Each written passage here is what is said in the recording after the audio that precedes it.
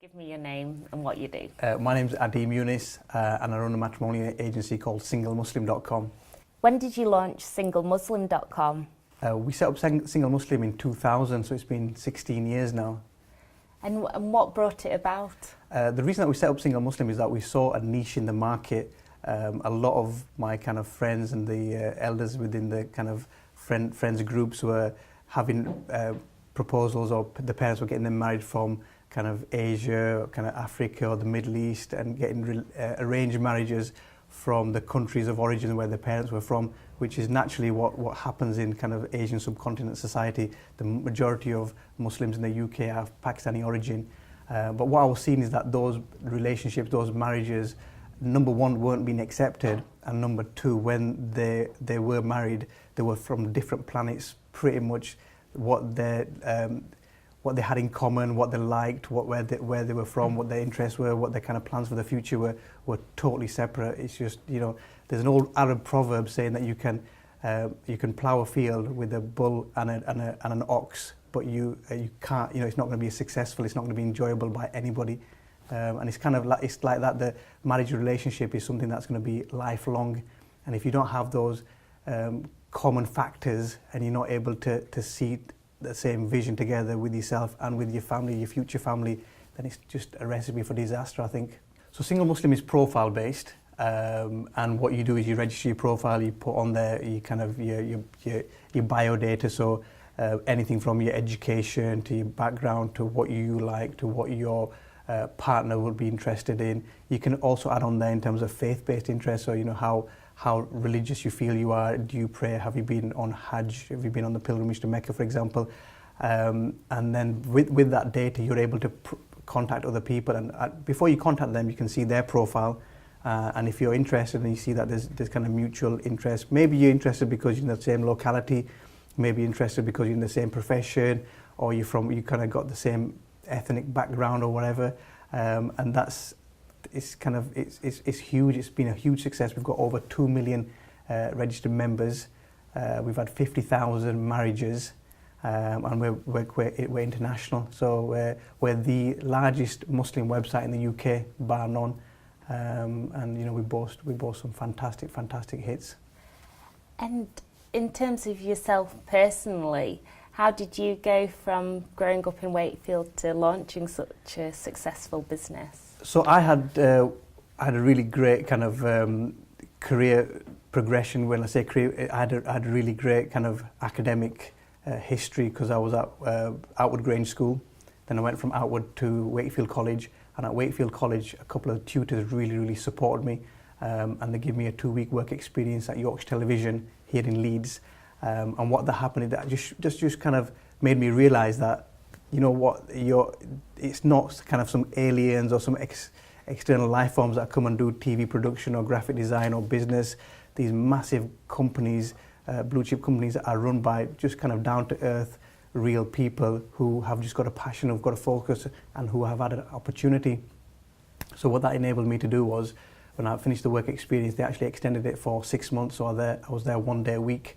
And then when that was over, I thought, right, okay, what can I do now? And then, because I had the idea, it wasn't just a case of having the idea, going to sleep, waking up and doing something else, or going back into the rut and kind of like maybe getting a job at B&Q or McDonald's or whatever, like some of my friends have done. And there's nothing wrong with that. It's a kind of career choice. But I thought, look, I'm going to pursue my dreams and start this up. And the first 5 years, it was literally, I was just putting good money after bad money. Kind of, people were saying to me, what on earth are you doing? You're not making anything. It's ridiculous. It's never going to work. And, but as soon as it kind of, the tide changed and it was a success, and, you've got the naysayers who say to you, I knew you could do it. I knew it'd be a success. If anybody could do it, it's you. And of course it was going to work, because you had this opportunity, you had this. But it's a case of, believing in yourself and really kind of focusing on what you want to do and pushing that out there. And being in Wakefield with the tutors who were there at Wakefield College allowed me to kind of initially recognise that was possible. And then from there, went to Leeds University, again made some really good networks and some good contacts. And it was from those relationships that I've made at college and at university where the team initially started. And it's a corny saying, but I use it anyway. I always say that it's the teamwork that makes the dream work. So it's my vision, and it might be my kind of focus and my direction, but it's not me that makes it happen. It literally is the team around us, and that's why I always say we started it and we did it, and you know we've made this success.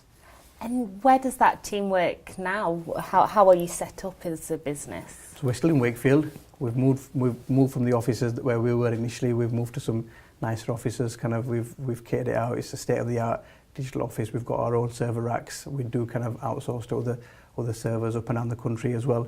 But it's our own setup. It's our own team, hardware, software, and we've got some of the best. I believe we've got some of the best kind of software, hardware engineers in the country that work for us now. You've got lots of businesses. How did they all come about? Yeah, so we from Single Muslim. When we set up Single Muslim, it's very digital based. It's very kind of office based servers, online, and it got a bit boring, to be honest with you. And you think to yourself, there's got to be more to life than just kind of these zeros and ones and all this kind of online digital spending. And you know, it's a very, very good business, a very, very lean business. So from there, we start to kind of help back and give a little bit back to the less fortunate. So my family's from Pakistan, and kind of go back to Pakistan on a regular basis and kind of help with school teachers and help with people getting out of debt and building wells and so on and so forth. What we also have in Wakefield is a design agency, so we have a design and print agency. So when one summer I came back from Pakistan, and some of our kind of clients, they were coming back from Disneyland in Florida, and you know, they were saying, what have you been doing, Adeem? What have you been doing over the summer holidays? And they were telling me about their experiences and so on and so forth. And I said, look, I went to Pakistan and I helped some people get out of debt, and I married some orphans off, and we built a well, and we kind of, you know, we did this and that, the other. And he was just like gobsmacked. He was like, wow, I wish I could do some, you know, things like that and help in that way. And it was really kind of a moment of realization for me, because it's like, actually, you know, this is where I'm from, and this is what I'm able to offer and I'm able to do. But you know, some people can only see that and have that intervention on television, or maybe kind of through a third party or something like that. So the client kind of pulled out his checkbook and said, I'm going to write you a check. And I was like, I can't accept this check, because you know, if I'm wearing a nice suit, or if I'm driving a car, it's going to be on my conscience. I'm going to feel that, you know, I've not done justice to the money that you've given me. So I said, okay, I'm going to establish this. I'm going to set it all up, and we're going to make it a professional kind of entity and an organisation. And one story that kind of led me to the name of the charity was, when I was coming back from Pakistan, we pay the teacher there on one of the schools in the rural villages £30 a month. And when I'm there, he actually literally kind of, you know, looks for me and he asks for me all the time and says, you know, is Adeem here? Is he coming? And so on and so forth. And when I finally arrive, he kind of comes and sits next to me and tells me about his great life, tells me about his family, tells me about his children, tells me about what his such a small salary of £30 enables him to do on a daily basis, on a weekly basis. And he's surviving, and he's loving his life, and he's really enjoying it, and he's got really good opportunities locally for his children as well. So when I landed back in the UK, you know, before, when you land in the UK and you don't have a shower and you don't sleep, you still kind of, those memories from your holiday or your kind of travels are still very, very fresh. Landed in the UK, picked the car up from Manchester Airport, and there was no fuel in there, so I went to the petrol station, filled the car with the fuel, and it kind of clicked at £90. And you just got this really horrible feeling inside. You think to yourself, my God, you know, £90, that's 3 months worth of wages for this chap and his whole entire family, his extended family as well, because he's supporting his children, he's supporting his kind of parents and his kind of uncles and so on and so forth. And I'm like, oh my God, this feels, that just didn't sit right with me. It just felt horrible. And you know, I remember feeling that feeling for like weeks on end, because that car I'm going to drive around maybe 3 days, 5 days, maybe a week, it's going to be empty. And it's not something that you think about. You fill it up, you drive, and then when it's empty, you fill it up again, you drive when it's empty.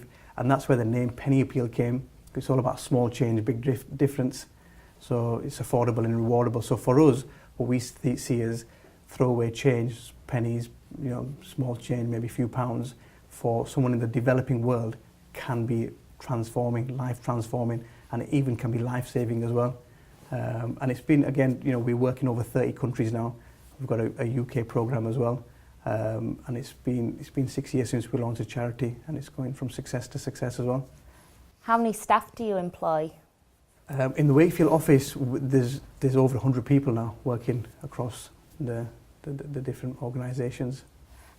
And I hear you've also started some charity work closer to home in terms of domestic violence. We do, yeah. We've got an amazing campaign called Love Thy Neighbour. So Love Thy Neighbour is a UK-based campaign, and our focus this year is solely on UK campaigns. And the campaign is really all about kind of helping people, whether it be feeding locally, whether it be shelter, whether it be kind of, you know, helping women, but even men on domestic violence issues as well.